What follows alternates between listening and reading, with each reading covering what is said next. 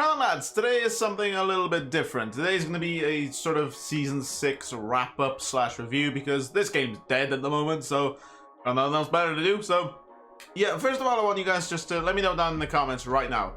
What is your overall opinion of Season 6? Like, if you're going to give it, like a 2 or 3 sentence review, or maybe 1 sentence, and then give it, like, a number or a grade, because, you know, everything's got to be numbered and graded nowadays. But just let me know what you guys think of Season 6, because I'm seeing, like, online, like, say I see on Twitter and stuff, people hate this season. But I asked you guys in a poll on my community feed, what was your guys' favorite season? And the majority of you guys said Season 6. So, yeah, it's not that I, like, well, I do disagree heavily, but I just want to know why. Like, it's not like I'm trying to bash you in it. I just genuinely want to know why you guys think this season is probably one of the better seasons we've had. Because I think it's one of the worst, personally. Like, I generally think this is one of the worst seasons we've had. The game has been dead for like a month. Like, it's really not been great. 2K have done really very much nothing of this season. So, yeah, what we're going to be doing is I have in my tabs up here, I have basically every single set they've released, and then at the end of it, I'll give you my overall review and stuff I just didn't like about the season. All right, so off the get-go. We didn't start off too good, I'll be honest. Off the get-go, we didn't start too good. So they released a radioactive set. I didn't have much issues with the radioactive set. They released Taco Fall and Pete Maravich. Taco Fall was then, people were like, at the start, people were like, ooh, Taco, I wonder how you get him. There's a reward Pete Maravich. I was really excited to get the reward Pete Maravich. Then you find out how you get them. Pete Maravich, you have to have every single Galaxy Opal player in the token market. And Taco Fall, just get lucky. Just get lucky. You play so many games, you get in the glitch market, and if you're lucky enough, maybe he's in there. If you're unlucky enough, maybe you'll just get packs. That's generally how this has worked. So, yeah, just looking back at it, right? We had a new domination. Obviously, Fally was 2550. Billy Cunningham was the Ascension. Jerry Sloan was the Triple Threat offline, and Julius Randle was the Triple Threat online. So, in general, like, there's not that much, like, there wasn't, like, much thought of, like, this season could be bad. You had Rudy LaRusso's in the exchange. From what I remember, I know I did him, but from what I remember, he wasn't too expensive, or maybe he was. I can't remember, but he was a fun card. Like, Julius Randle, of course. I love that card. But overall, on this set, you saw Pete Maravich. Like, I wanted that Pete Maravich card. I'm a big fan of Pete Maravich. Like, just reading up on him, he was basically the Steph Curry of their generation. It was insane. But, like, I wanted Pete Maravich, but then you find out you have to have, like, 8,000 tokens or something ridiculous. You have to have a lot of tokens, basically. So Pete Maravich was, yeah. But overall, this whole, like, start of the season, where you find out that you get in a lucky glitch set, and then it's sort of like you just go from there. Like, you have a glitch set, you find these OG Anunoby, Frank, Miles Turner cards, like, you find them in a random market that you have no control over, that you have no influence in whatsoever. You could play 10 games and get in it twice. You could play 1,000 games and not get in it once. It's kind of ridiculous. It's kind of ridiculous. So, yeah, it didn't get off to a good start for me. Like, when I saw all the random factors and stuff, it really just, yeah, it wasn't for me. It wasn't for me. Now, the mystery set. And, of course, the introduction of Tyronn Lue, where they basically said, if you get Tyronn Lue, play 1 game with him, you instantly get JR. So, in terms of, like, JR being the level 40 reward, if you look, like, further down the season, you see basically how irrelevant that card is. As much as a fan I am of JR in this game, you find out that later on down the season, they release cards that basically make the card irrelevant. So, yeah, we'll just carry on. So, in terms of, like, the mystery set as a whole, it was trash. Let's be honest, it was trash. The mystery set for me basically screamed, 2K doesn't know what to do. I don't know why, for example, when the idol sets dropped, I don't know why they didn't just drop them on Tuesday. Because they know, unless they're really out of touch, they know that people don't like idol sets. Now, again, I'll just group the mystery sets in one and say, like, they were trash. They shouldn't have been in this season. It was alright at the start, like when you see, ooh, mystery. But it literally just screams, we don't know what we're doing. So, yeah, we'll ignore them. Now, one moments card. Alright, one moments card. Now, they dropped that moments card, obviously Opal Devin Booker. They then dropped a few more moments cards 2 weeks later. Then the last moments cards they dropped was Monday. There was a 3-week gap of moments cards. and there's literally no excuse for it. I've had my rant on moments cards. I'm not going to make this into a rant, but moments cards were a big letdown this season. Obviously, only 3 batches. I can't even call this a batch, to be honest. It's just 1. So if I'm just looking at it, there was what, four moments cards here. So obviously there's the Kuka. No, there's 5 moments cards here. There's, where is it? There's another 4 here. 1 on the Mine. So that's 8. There was 9 moments cards, unless I'm missing any. There was 9 moments cards dropped this season. That is just, yeah, that's just not acceptable. All right, then we have the Flash Glitch Reality set. Now, I actually really like this set. This was actually one of the better sets that came out, which is kind of sad considering it was literally the 2nd week of the game. But Will Chamberlain, Demar Rondo, Brandon Ingram, Richard Dumas, Kelly Oubre was the reward card. And then, of course, it introduced us to the Diamond Tyrese Halliburton. So this set in general, I didn't really mind too much. Like, Wilt has become, like, just an amazing center in this game. And, of course, seeing the teaser that they did with Wilt shooting a 3, kind of got everyone like, right, this game's going to go downhill from here. And boy, did it. But Brandon Ingram, he was phenomenal. I packed him twice. And, yeah, I love this card. You guys know how much I love this card. Alright, then we're on to the next mystery set. Again, we're just going to gloss over this, like, because, again, aside from Gerald Green, I think there wasn't really much hype in this set, just because while people like Trae Young, obviously his name really stands out, like, among the rest of, like, he's a nice guy. He's a nice player to watch. In 2K, that means nothing, just because he is 6'1".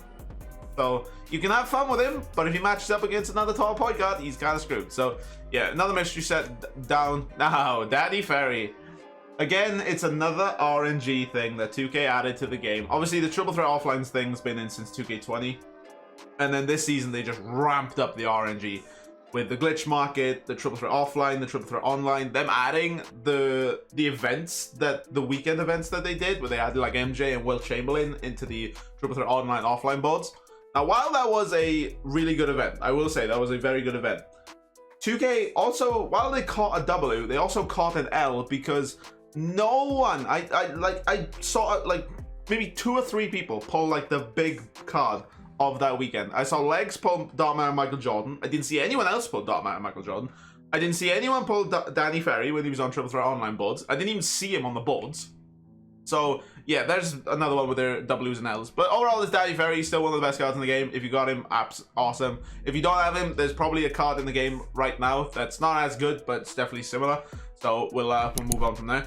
Now, the Out of Position set. This was a set that when it came out, everyone was like, okay, now this game might be interesting. So I got very worried. I saw Top-In. I thought they were going to be both in the Glitch Reward set. Thankfully, only Quickly was, and Top-In, I believe, was a Triple Threat Online player?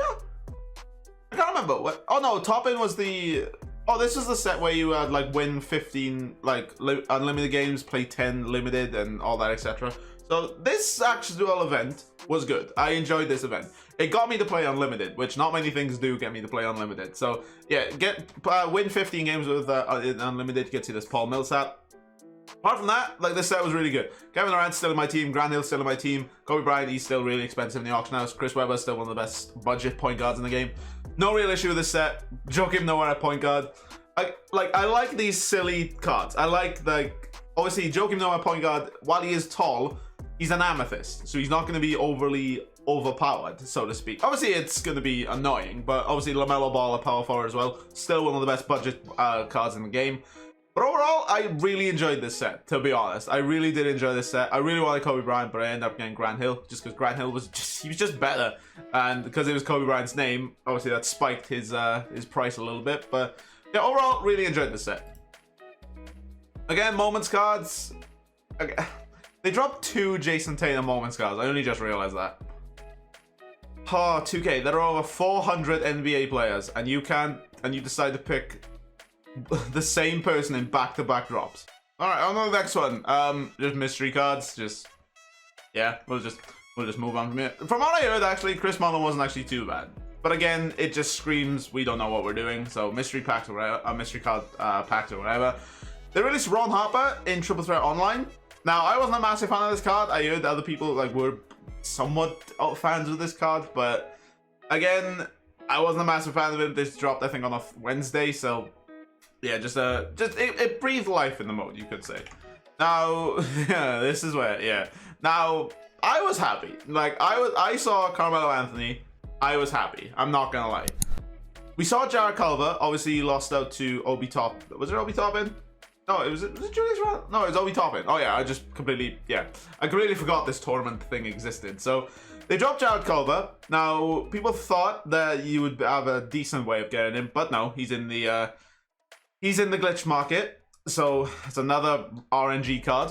Jared Jackson, you got him from reward cards. It's just obviously do a few objectives and do a few agendas, and you'll have him. Apart from, like, I'll be honest, this set was basically an L. Obviously, Carmelo Anthony, I can take off my visors and say he's not a good card in this game. I like him just because it's mellow.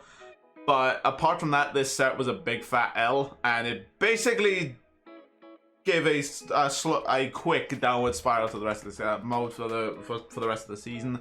More mystery packs. I don't know anyone that actually uses these cards, so we'll skip these.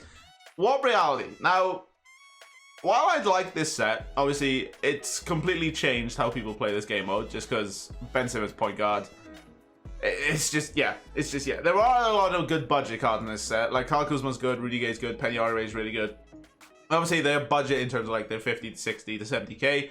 And even with the diamonds, Justice Winslow is really good. Bobo is probably the best card in the game on next gen. So yeah, decent stuff there. But the issue with this is because 2K literally didn't do anything for the most, like almost like a week or two. Because Idols cards, there's no hype around Idols. And I'm thankful now that the Series 2 Idols are finished.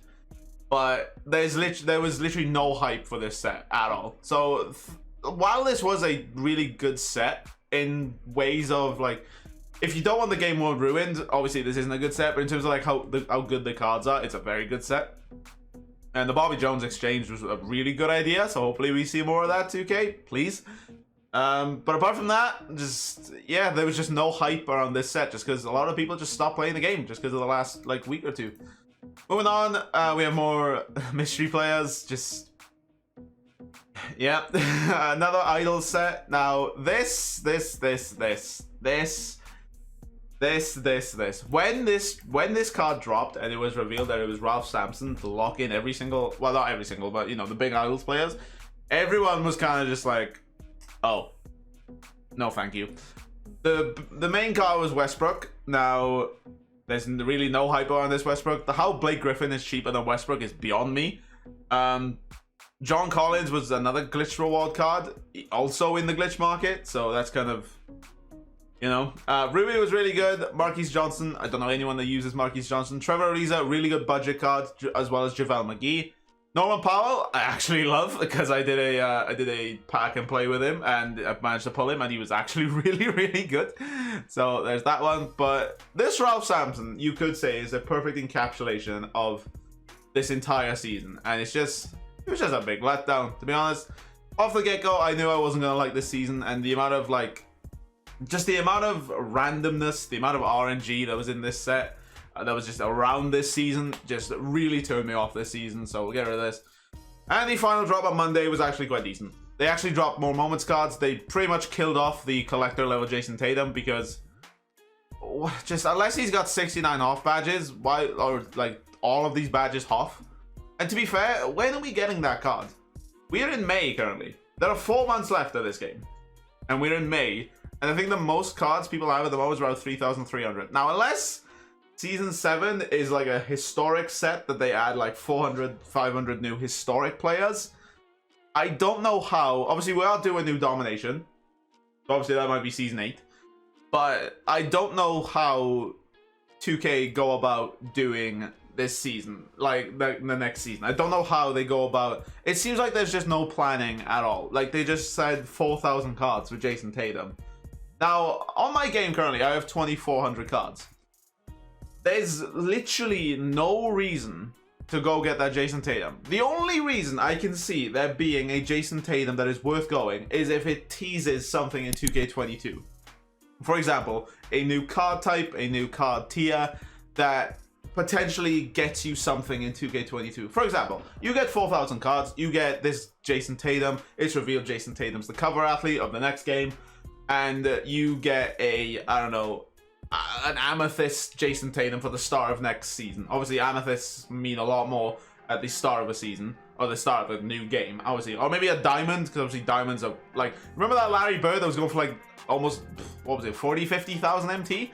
And the card was worthless. Like, the card is garbage. People just saw him, he could shoot, and it's just like, yep.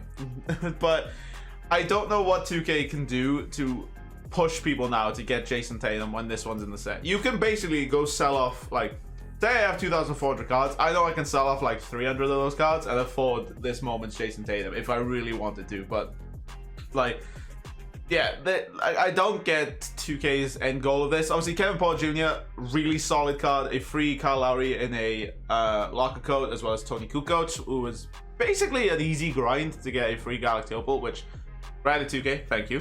But yeah, apart from that, like, I think this season was a bit of a dud. Now, in terms of what I would grade it, it's not like I can grade it like a 3 or a 4, because there are some sets in here I do enjoy, and while the weekend events were really luck based and the RNG on them was terrible, there was fun to be had, and it did create some hype around the game. But you have to put this into perspective as well. MLB The Show came out halfway through this season. I think it came out around here or here, or maybe here. Now that I think about it, I think it was here. So you have to think about that. And the best thing you can do in a for a competitive other sports game, like, because MLB, while I don't like baseball, I contemplate picking it up because the free-to-play aspect of that game, if you don't want to, like, obviously spend money to get stubs or players or whatever, you can very easily play that game no money spent. This game, I feel like you can play it no money spent. It's just, obviously, if you do spend money, it does obviously take a bit of the grind out, obviously, of grinding up MT. But apart from that, like, this is what you had to compete with MLB. It's just, yeah, it's just a bit sad, to be honest. But yeah, in terms of what I would grade it, I'd probably give it like 6.5 out of 10, just above average.